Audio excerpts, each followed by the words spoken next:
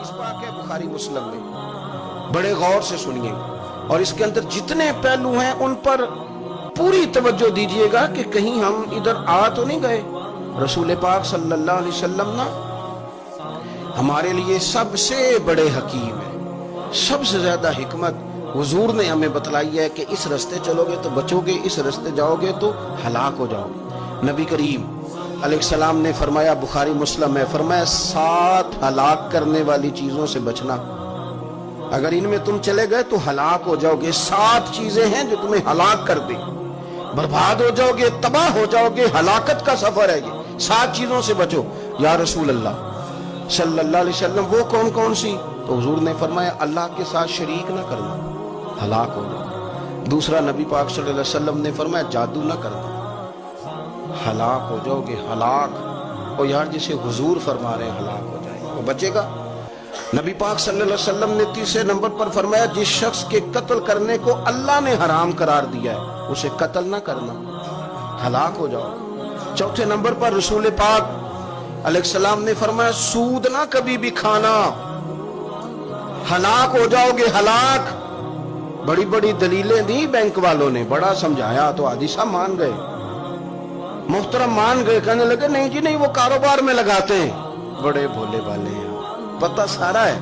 اور دیکھو سب کاموں کے باوجود مستقل بینکوں میں پیسے اس اکاؤنٹ میں رکھے ہوئے ہیں جہاں سے مستقل سود آتا ہے۔ حضور نے فرمایا نہ کرنا یہ کام۔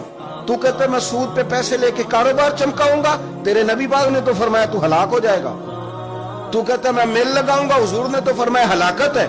تو کہتا ہے میں بڑا کچھ کر جاؤں گا تو ہلاکت ہے۔ اچھی طرح سمجھ لیں، اصل مال بھی ضائع ہو جاتا ہے اس بندے کا جو سود کا مال ملا لیتا ہے، اصل برکت بھی اڑ جاتی ہے۔ اور میرے نبی پاک صلی اللہ علیہ وسلم نے 5ویں نمبر پہ فرمایا یتیم کا مال نہ کھانا، ہلاک ہو جاؤ گے، نہ کھانا ان کا مال، یہ کروڑوں ہو، اربوں ہو یا 10 روپے ہو، یتیم کا پیسہ نہ کھا جانا، ہلاک ہو جاؤ گے، ہلاکت تمہیں آ لے گی۔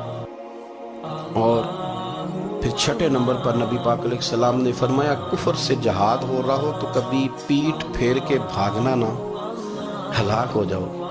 اور 7ویں نمبر پر اللہ کے رسول نے فرمایا بے قصور اور بے گناہ عورت پر تہمت نہ لگانا، بلا وجہ بہو کے کھاتے نہ کچھ ڈال دینا، بلا وجہ بھابی اور بیوی اور کسی بھی خاتون پر کوئی الزام بے قصور عورت پر بہتان نہ لگانا۔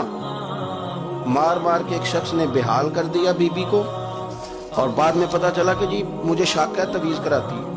کیا آپ کی سوچ ہے؟ مسلمان اللہ کو ماننے والا اور اس باتوں پر الزام لگائے گا تویز کرا کے لاتی ہے؟ بے قصور عورت پر بہتان، یہ ایک تو بات ہے اسے مارنا، اور ایک یہ ہے کہ کوئی تکلیف دینا، اور ایک خالی اتنی بات کی کہ بہتان بھی نہ لگانا، اس پر الزام نہ لگانا، یعنی تم نے صرف بے قصور عورت پر الزام ہی لگایا تو حضور فرماتے ہیں ہلاک ہو جاؤ۔ یہ ہلاکت والا کام ہے، لیکن ہم بغیر سوچے سمجھے کہہ دیتے ہیں اس نے کہا ہے، اس نے کیا ہے، یہ کرتی ہے، یہ کام نہیں کریں۔ یہ 7 وہ چیزیں ہیں جو ہلاک کر دے گی۔ دین کی بات پھیلانا صدقہ جاریہ ہے، ثواب کی نیت سے ویڈیو کو شیئر ضرور کیجیے۔